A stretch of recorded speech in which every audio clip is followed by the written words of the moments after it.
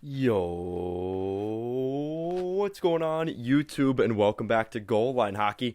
It's your boy Kevin Forte, and we are getting ready now for our Week 8 NHL Power Rankings. So, a lot of movement in the top 10, and we'll be going over all of that in today's video. So, let's get right down into it. And, really tough way to start off this Power Rankings because the bottom teams have been just so difficult to watch. And officially at number 32, the team for the past two seasons that has lost in the Eastern Conference Final in Game 7 to the Tampa Bay Lightning, they have fallen from their grace. The New York Islanders are currently 0-8-2 in this really bad stretch. They have lost 10 straight games. The New York Islanders have not won yet at UBS Arena. They will have a chance this week against the Blackhawks, as well as a couple games here before the end of 2021. But the New York Islanders, to say the least, have not had a great start here at UBS Arena, and for that matter, on the road. It hasn't really mattered where the Islanders are. The problem is, I actually watched the Islanders play this past week, and they just don't look like a team that can continually play a game that can win you hockey games. And the problem is, we saw this with the Montreal Canadiens, the Chicago Blackhawks, and the Arizona Coyotes all alike earlier this season. When they went on that big losing streak to start, the second you go down one or two goals, you lose a lot of confidence and a lot of hope in that game because you're like, oh, here we go again. And the second that gets in your mind, it really is hard to get over that. So until the Islanders get literally everything to go their way, this could be a long stretch here for the Islanders. I can't guarantee you that this will go on for another 2, 3, 10 games. I don't know. I hope not. The Islanders just are not playing a good enough game. You really can't blame goaltending. Ilya Sorokin gives up one goal, I think, on like almost 30, 35 shots the other night. And the Detroit game, they're a good team, Detroit, but still, you want to beat them. Like, these are the kind of things that, as an Islander fan, are just so frustrating to watch. This is not the team we are used to seeing. I know they still have guys out with COVID, but there's no excuse for the just absolute lack of anything from even the higher end players on this team. There just is not enough there. The Islanders just continue to fall closer into the Shane Wright sweepstakes, and that is not what I had for the expectations of the New York Islanders this year. At number 31 is the Philadelphia Flyers. The Flyers have also been very similar to the New York Islanders. They're currently on a 7-game losing streak. 2-6-2 in their past 10 games. They just don't look like a team that wants to play defense. They're not very defensively sound at all. And they aren't there. And Carter Hart and Martin Jones, they look decent to start the year. They're definitely below average right now, but this team overall in front of them has not been good. So it's really hard to figure out where the Flyers are. You look at their roster, they look like they should be a playoff team, even in that Metro division. Again, going into the year, that was the hope. But again, a 7-game losing streak in the Metro, especially this year, it's not going to cut it. And they find themselves, just like the New York Islanders, we were talking so highly about the Metro in the beginning of the year, at the bottom of our power rankings. So 2 of the 8 teams in that Metro are at the absolute bottom. So safe to say both these teams have hit rock bottom at this point. And we aren't even up to Christmas yet. Really frustrating for those two clubs in the Metro. At number 30 is the Buffalo Sabres. Hey, you know what? Talk about some frustration. Yeah, the Buffalo Sabres are on the same path as the Islanders and the Flyers at this point. They are 2-7-1 in their past 10 games. They're looking for goaltending help from anywhere they can because the goaltending has not been good for the Buffalo Sabres. They're currently on a 4-game losing streak themselves. Add another week here, they could be just where the Islanders and the Flyers are.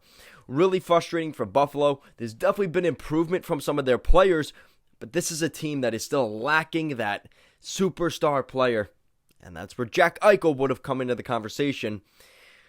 But things will get better in Buffalo. I can't guarantee it, but I can tell you things are so bad right now in Buffalo.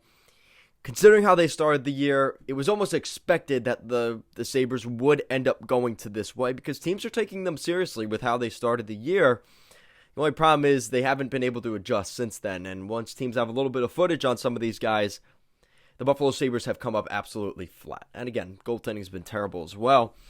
The Montreal Canadiens here at number 29, 2-7-1 in their past 10. They're a They're also on a 3-game losing streak. Yeah, go figure. The Montreal Canadiens have had a lot of turmoil throughout management, throughout the coaching potentially over the next couple of months. There's been a lot of outside distractions in Montreal, and I just don't think this team has been able to just go out there and play hockey. We know that's difficult in an environment like Montreal to begin with, but it seems like it's even worse right now. And the Montreal Canadiens, who actually looked like they were getting a little better, in the beginning of October, into November, things have completely fallen off here at this point, and they're back to where we thought they were going to be with how the season started. At number 28, a little bit more optimism, but still, they're on a 2-game losing streak. The Arizona Coyotes have won 4 of their past 10 games, showing a little bit of promise. Now, obviously, that's limited. That's 9 points out of 20 in their past 10 games, pretty much the past 2 weeks. But the Arizona Coyotes have shown that they are slightly better than some of these teams below them. So they aren't at the bottom necessarily. And they're digging themselves out from that horrific start they had. I think it was a 13 or 14 game losing streak to start the regular season. They seem to be coming back from that just slightly, and maybe a little bit of optimism there in the desert. Now at number 27, not in the desert, we're going up to BC. The Vancouver Canucks are another team like the Montreal Canadiens where they can't just play hockey because there's so much outside noise, outside and inside of the building, that it's starting to creep into the locker room. There's been rumors about potentially big trades coming, some locker room, separation and divide between JT Miller, maybe the younger guys, Brock Besser, JT Miller and all that. So there is something to that. There's been talk about maybe management changes, coaching changes, probably personnel on the ice changes as well. So the Vancouver Canucks, they've won 3 of their past 10. And they just seem like a team, again, kind of like the Buffalo Sabres, where their goaltending isn't getting it done, and they're not giving them an opportunity to win those games. But the team in front of them hasn't been great either, so it's kind of hard to blame it all on the goaltending. Now, at number 26 is the Ottawa Senators, actually moving up slightly because they aren't on these horrific losing streaks like everybody else. They're currently on a 2-game winning streak. They've won 3 of their past 10 games, very similar to Vancouver, but they're actually on a little winning streak right now. They've got some problems of their own. This is a team that is still very young, and it's pretty obvious that they're going through the growing pains, but there is a slight bit of optimism there in Ottawa. It seems like they're turning a page with goaltending. Matt Murray was obviously placed on waivers last week, and it may be a nice way for them to get another distraction out of the room and just to change up the environment. And I think that's one way they did that. Sucks for Matt Murray, but I think it was time, and they seem to be moving on. But again, a pretty solid week overall for the Ottawa Senators. Now, number 25 is the Los Angeles Kings. The Kings are 3-4-3 in their past 10 games. They're currently on a 2-game losing streak. And the only reason they're ahead of the Ottawa Senators here is they were able to pick up some points in overtime. And let's be honest, for the first part of the season so far, I do account for that bias, they were better. This was a team that was in the top 5 of our power rankings at some points in October, not that long ago. But again, a complete turnaround in the wrong direction for the LA Kings. And this is not the team we saw at that time. It seems like some of the attrition of the defense is starting to catch up with the LA Kings. And the lack of offensive scoring consistently has also shown up and created a bit of a situation there for the Los Angeles Kings. But again, we'll see what happens. But there is definitely some concern as teams start to leapfrog them in that Pacific Division. There is genuine concern about the LA Kings and the fact that they probably won't make the Stanley Cup playoffs. Now, at number 24 here, we move up to the Seattle Kraken, actually moving themselves out of the bottom, really that bottom cream of the crop in terms of the worst teams. They are, starting to move their way up into just outside of the top 10 here in terms of the worst teams. Seattle still has a lot of things not going their way, but the goaltending has picked things up just a little bit. Chris Driedger's actually played fairly well. And with some injuries, they seem to be getting things done still.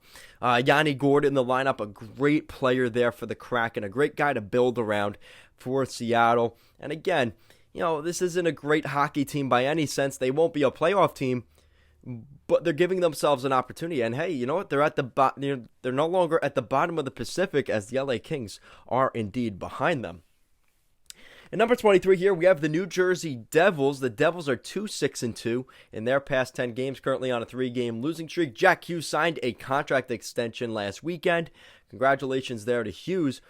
But the New Jersey Devils are still not where they want to be. They saw themselves as, want to be a team that wants to have meaningful games in the springtime, maybe up till the end of the season when they go on that West Coast road trip. Things don't look good in that department right now for New Jersey. Now, the good thing is teams like the Islanders and Flyers have fallen off, so it does give a little bit more leeway here for the New Jersey Devils to potentially find a spot there in the wild card, but it's not looking too easy as teams in the other conference, in the Atlantic Division, New Jersey is falling back from some of those higher-end teams, and consistently now for about 2 or 3 weeks now, the New Jersey Devils have not been at that level that they wanted to be. Winning 6 of 10, getting some nice winning streaks, they just haven't been able to do that. Now, number 22 here, another Metropolitan Division team. We're seeing the collapse of the Metro Division right now. The Blue Jackets are currently on a 4-game losing streak. They are 5-5 in their past 10, so they've picked up 10 of a possible 20 points. But the Blue Jackets have not looked like that team that we saw early on, and it seems like some of their deficiencies in terms of their center core are starting to catch up with them just a little bit, and the Columbus Blue Jackets slowly but surely finding their way further down in our power rankings, and now actually at this point outside of the top 16. Now at number 21 here is the St. Louis Blues. The St. Louis Blues have just not been able to put a winning streak together. They have not been on the winning side of things either over the past month, which obviously doesn't help, but they haven't been able to bury themselves out of the spot they're currently in. They did move up a couple of spots, though, as teams like the Blue Jackets and the Devils moved down, but they still aren't necessarily moving up in the sense of they're just outplaying teams and moving up in our power rankings. It's just teams have been so much worse, and I guess that's the positive here for the Blues. Out of the teams that have really dealt with COVID in terms of the Islanders, the Ottawa Senators, they have fared the best out of those 3 teams, which is optimistic. And again, they're going to need good goaltending and stuff like that, and that has been a problem at some points for the Blues. But there is still a little bit of hope in that Central Division. But again, as we start to talk about some of the next couple teams here, that gap is starting to widen between, the haves and the have-nots. And right now, St. Louis is in the potential jeopardy of being a have-not at this point. At number 20 is the Winnipeg Jets. In that same category and vein of the St. Louis Blues, they had a good start to the year, and things have just fallen off in Winnipeg. And that offensive juggernaut scoring that they had from Connor and Dubois, again, same story, just not getting that same consistency. And the Winnipeg Jets find themselves on the lower half of the middle of the pack. And there is some genuine concern that Winnipeg could be missing the playoffs as well. Again, they made some nice changes to their team, but they still find themselves in that rut that they were last year. At number 19 is the Pittsburgh Penguins. The Penguins are turning things around just slightly. They're currently 6-3-1 in their past 10 games. But they've definitely had, they just came off, I think it was a 2 or 3 game losing streak. Pittsburgh has not been where they want to be. Now, Sidney Crosby's back in the lineup. That obviously helps. They did lose the other night against the Edmonton Oilers. That's a little bit of a rivalry now, obviously with McDavid and Crosby in the lineup for each team. But the Pittsburgh Penguins just have not been able to weather the storm. And Tristan Jarry has looked good for Pittsburgh, given some optimism in between the pipes. But now we're starting to see some of the same issues we saw when Sidney Crosby wasn't there. The lack of depth goal scoring and everybody other than Crosby being a little bit more productive. Now, at number 18 is the Chicago Blackhawks. Now, the Blackhawks they were recently on a 6-game winning streak that was snapped the other night, this weekend. But the Blackhawks have moved their way up pretty nicely. Again, talking about a little bit of optimism. They are no longer the tire fire that they were through the first 2 months of the year. They seem to be digging themselves out just a little bit.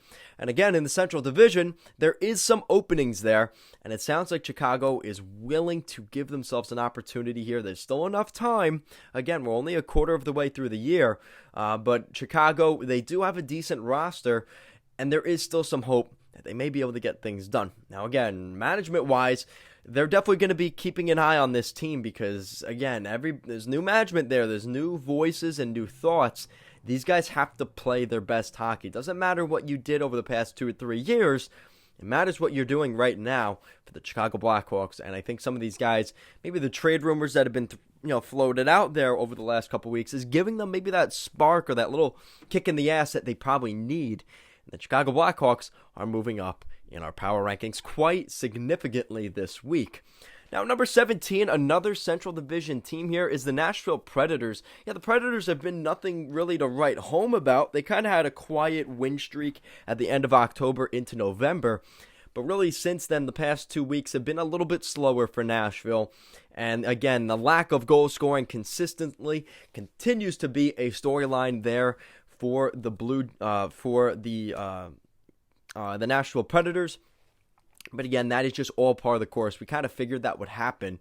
But they are they're giving themselves a chance. Nobody gave them a chance, including myself at the beginning of the year. So the fact that we're even talking about Nashville right now is a little bit of, it's a little bit of enthusiasm and a little bit of growth, even from where they were just a few years ago. And remember, the beginning of last season didn't go well for Nashville. They had to go on that crazy run at the end of the year, and they end up making the playoffs. So, again, time will tell. And in a longer season, we'll get an idea of some of the younger guys for Nashville, like Carrier, Tolvanen. How do those guys end up playing for a longer-term season? Now, number 16, we're going into our top 16, ladies and gentlemen, and the Anaheim Ducks will lead off that list. The Anaheim Ducks have actually seen a lot of improvements on their team. You look at their power play, third best power play in the NHL right now at 27.4%.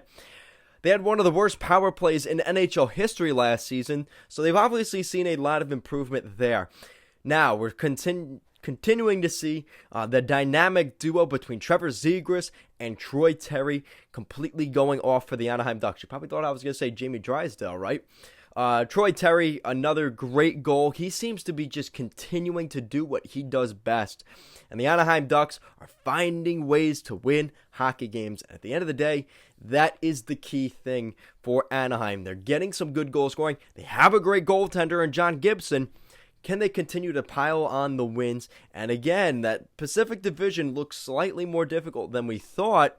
But again, we're seeing some weird teams here that you thought were going to be good that aren't. And it gives Anaheim that opportunity, maybe at the end of the year, to sneak into a wild card spot, or maybe for that matter, even sneak into that third spot in the Pacific Division. Moving up at number 15 is the Detroit Red Wings. Yeah, Detroit's had an interesting year. They've been very up and down. It's a very, Jekyll and Hyde team. I've been saying that all year. You don't know what you're going to get on any given night from the Red Wings. Are they going to be able to blow the doors off a team, or are they going to, play a very sloppy game but somehow get the win? Again, this is a Detroit team we've talked about for a while, a very young team. They have young goaltending in there as well. Obviously you have Grice, but then you have Nedeljkovic. So the Detroit Red Wings are definitely seeing some of the growing pains like Ottawa, but you could tell the level of difference. I think Jeff Blashill has done a great job in Detroit, and that's where the coaching gap is between a team like Ottawa and a team like Detroit. Now, Detroit is a little bit